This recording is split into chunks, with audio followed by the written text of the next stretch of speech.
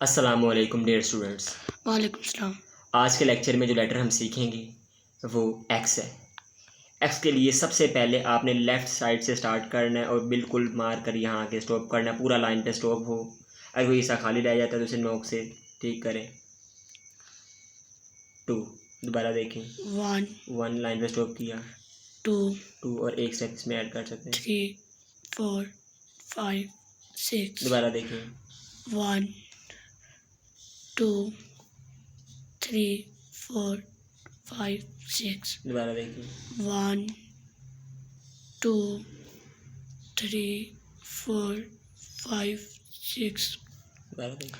1 2 3 4 5 6 6 1 2 3 4 5 6।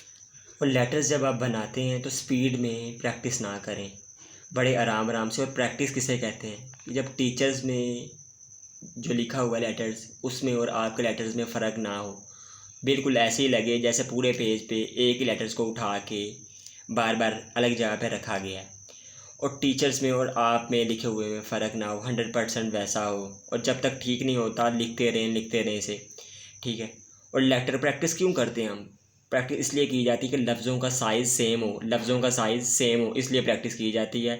और लिखते वक्त पेजेस काउंट ना किया करें जब तक लफ्ज़ ठीक नहीं होता, इसे लिखते रहा करें। ज़्यादा लिखने से आता है, जो ज़्यादा लिखता है उसका ज़्यादा अच्छा होता है, जो कम लिखता है उसका कम अच्छा होता है।